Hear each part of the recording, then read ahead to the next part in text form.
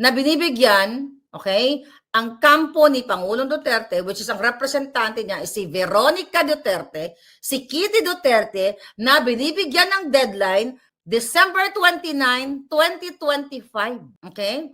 At sinasabi ng Korte Suprema, mga kababayan, okay, ay pag-uusapan nga nila yung constitutional at international na usapin patungkol sa kung ICC ba nga may karapatan na litisin ng Pangulo Duterte, dadadada. Wala naman dito nakalagay na kasi baka sabihin na naman ng mga Team Alpot sila ang behind dito kaya inunahan na namin.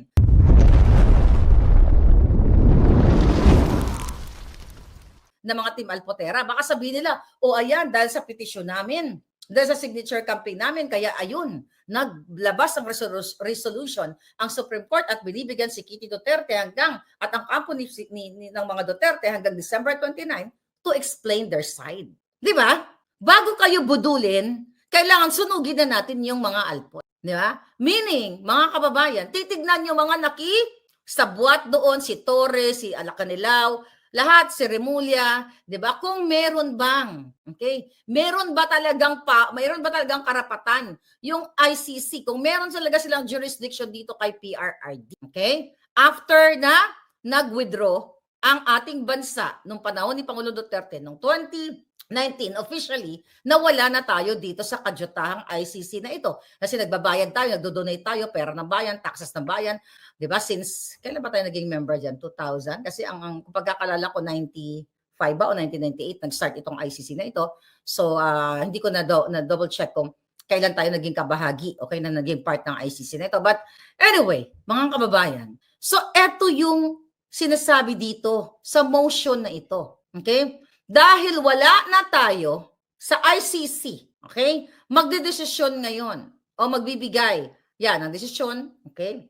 Ang Korte Suprema na kung tama ba yung ginawa nila na ipinagkanulo nila si Pangulong Duterte sa kamay ng mga banyaga at andun nakakulong at doon magpapasko sa ICC sa The Hague. Pero sa kabila ng hindi magandang nangyari kay Pangulong Duterte, dahil sabi ko nga, may mga tanga sa likod niya na hindi ginawa ang tama.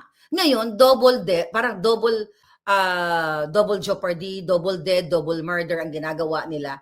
Ano lang naman yun, just for the heck. Ang ginagawa kay PRRD, nakulong na nga, tapos gagamitin na naman kung sino itong mga kasihodang lawyers na ayaw lumabas na sa likod ng mga alpot dito sa kanilang signature campaign. Wala pong yan. Sabi ko nga, walang kabisa-bisa, walang bearing. Ito na, lumabas na ito. Not really lumabas, in-update tayo na magbibigay ng pahayag ang both camps. Na? Si Panelo Law Office. Dahil siya nagre-represent kay Pangulong Duterte, di ba?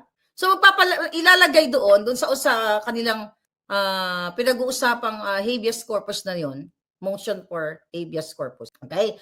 Kung dapat bang, okay, maglabas ng writ of habeas corpus. Kung nag-follow ba, okay, ang mga julul sa batas natin sa domestic and local or domestic or international law sa pag-aresto kay Pangulong Duterte. Kung bang tama yung Interpol communication, okay, nabasa natin dito. Interpol communication, yung sinasabing red notice or diffusion. Remember that Senate hearing ni Amy Marcos na sinasabi ng mga alpoto, ayan na, nag-Senate hearing na, ayan na si Amy ang maging parang bringer of hope and change for PRRD.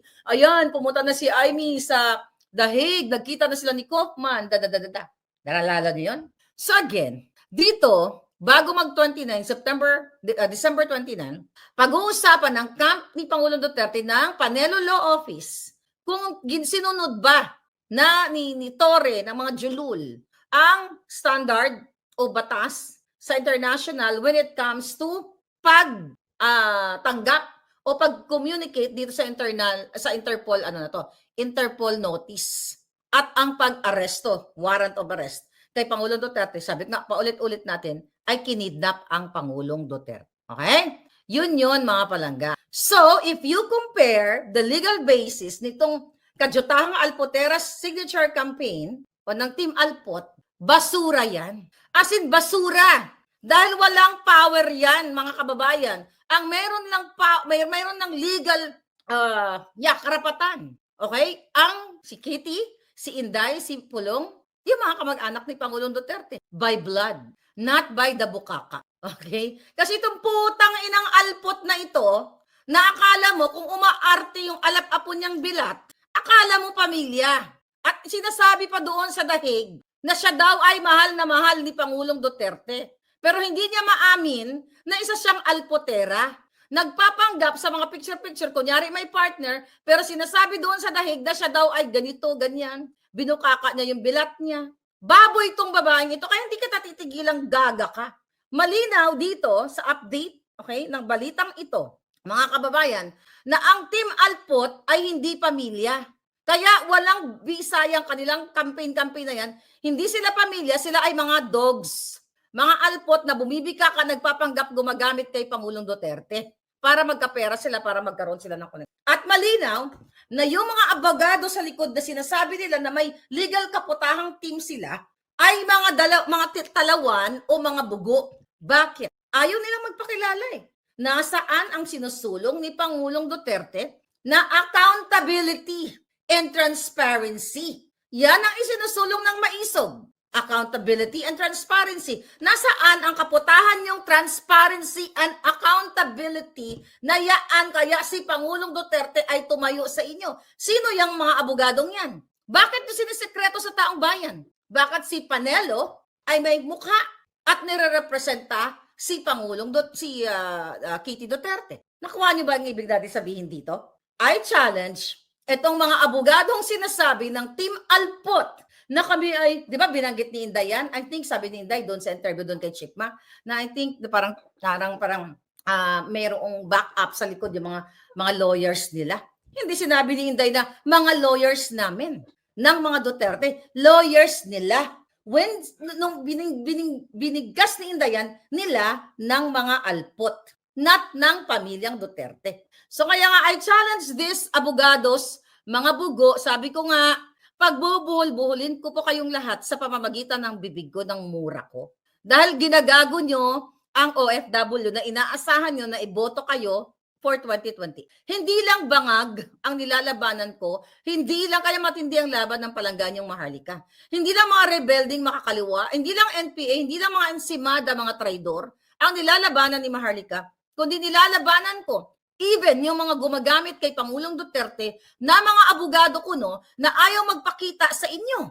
Ayaw maging transparent, ayaw maging accountable. Sakali ma-jeopardize o kayo ay maloko dahil ibinigay ninyo ang passport number ninyo, lahat ng inyong mga impormasyon. Lumalabas sila sa picture pero ginagamit sila as what? Emotional manipulation. Dahil mga abogado ni Pangulong Duterte concerned sa kanya. Hindi po sila authorized. Unlike dito kay Panelo, inatasan siya ng pamilya.